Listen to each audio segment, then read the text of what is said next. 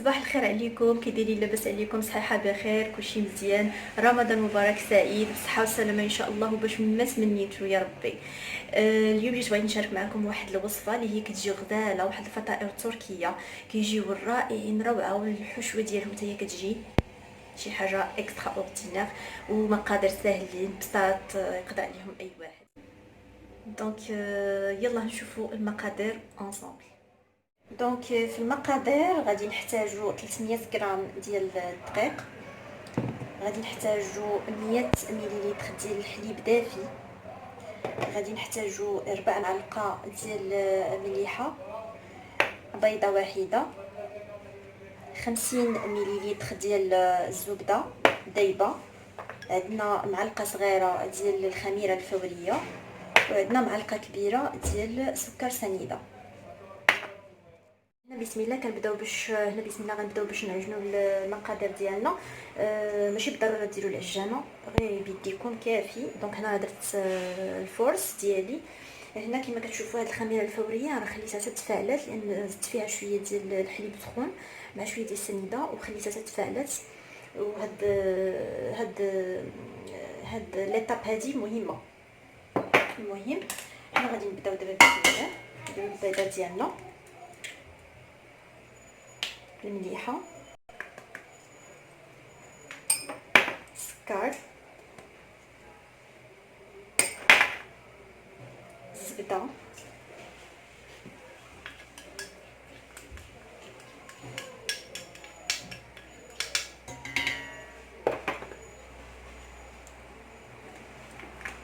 خميره.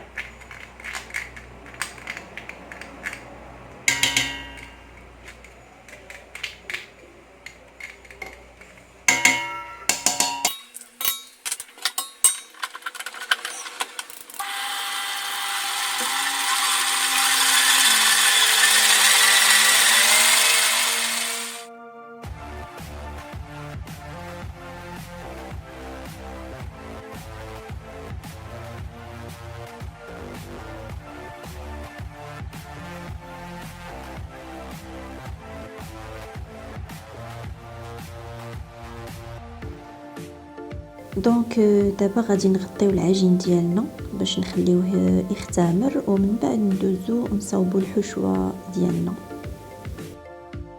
دونك دابا غندوزو باش نصاوبوا الحشوه ديالنا. غناخذوا البصله هنايا غادي نقطعوها، والفلفله كذلك حتى هي. المهم هذه واحد القطعه اللي انا ما كنقدرش نستغنى عليها، شي حاجه تري افيكاس عندي في الدار، ما يمكنش نستغنى. يعني كتقطع جميع الخضر، شنقول لكم حتى الربيع حتى هو. هذه هي الحادقه ديالي ديال الدار. المهم هنا راه كنقطع الفلفله حتى هي بهذه الطريقه كما كتشوفوا. صافي هنايا دزت باش نشحر البصله ديالي مع شويه ديال الزيت، شويه ديال المليحه بطبيعه الحال، وشويه ديال البزار. يعني ما غنديروش، ما نستعملوش العطريه كثيره من غير البزار والملحه. شوفوا نتوما الذوق ديالكم، الا كنتو بغيتو شويه ديال التحميره، شويه ديال الكمون، ولكن غير هكذا راه كتجي رائعه. مع كنضيفوا داك الفرomاج فكتجي معلكه وزوينه. يعني غير هاد التوابل راهم كافيين. بغيتو نتوما تضيفوا مثلا شويه الكمون، شويه ديال الخرقوم، شويه ديال التحميره، حتى هما مزيانين ماشي مشكل.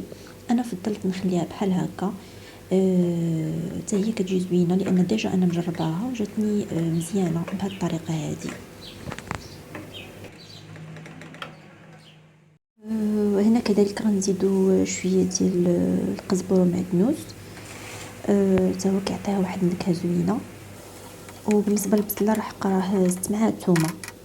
فهنا كنخليو البصله ديالنا كتشحر مزيان، ومن بعد كنضيفوا عليها الفلفله الحلوه. تقدروا ديروا الخضره الصفراء، نتوما الاختيار ديالكم. من بعد انا كان عندي واحد المورسو ديال الكفته في الثلاجه فضفتو.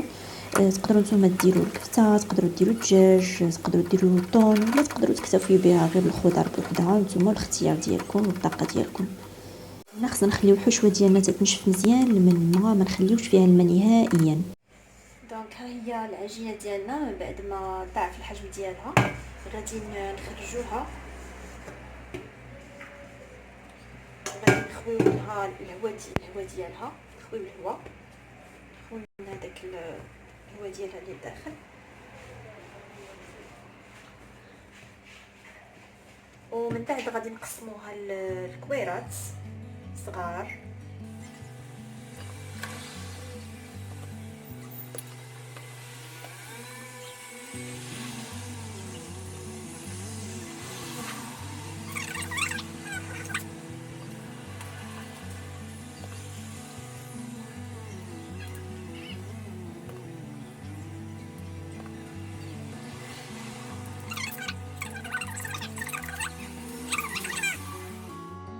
فهنا هما الكويرات ديالنا هما يا صايبتهم. شوفوا راه كتخرج واحد الكميه زعما لا باس بها. هنا عندي تقريبا 9 ديال الكويرات، يعني راه مزيان، يعني كمان كتخرج شي حاجه مزيانه. بالنسبه للحشوه ها هي طابت. غادي نزيد لها شويه ديال الفرomاج موزاريلا، اي فرomاج، اي نوع ديال الفرomاج تقدروا تزيدوه ماشي مشكل. هنا الفرomاج كيخليها ملكه وزوينه، دونك من الاحسن انكم ديروه. يعني ما متوفرش ماشي مشكل، ولكن هو كيجي زوين فيها بزاف، كتجي مالكه وزوينه بزاف. دونك هنا كنسرحوا العجين ديالنا على هذا الشكل اللي كتشوفوا قدامكم، شكل طويل، باش نديروا الحشوه لداخل ونشكلوا بحال لي باغيت، بحال دي باغيت طوالين شي شويه. كتجي المنظر ديالها كيجي زويون وحلو، كيجي راقي. المهم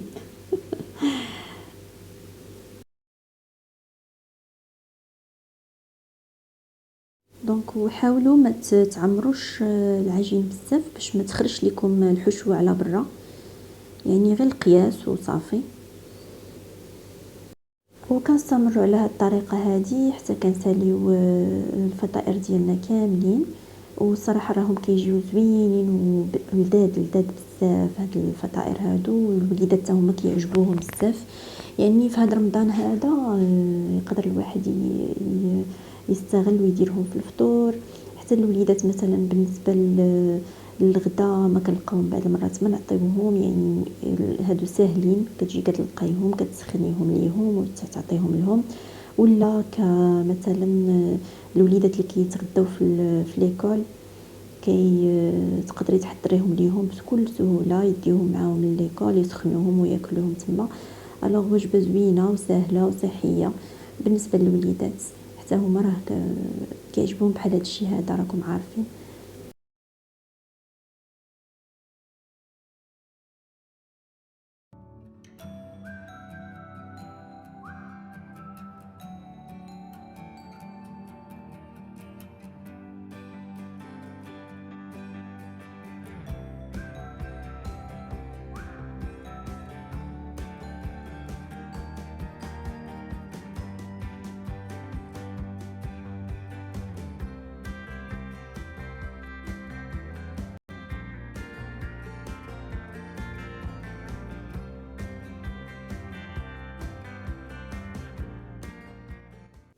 وهنا الفطائر ديالنا هما كملوا.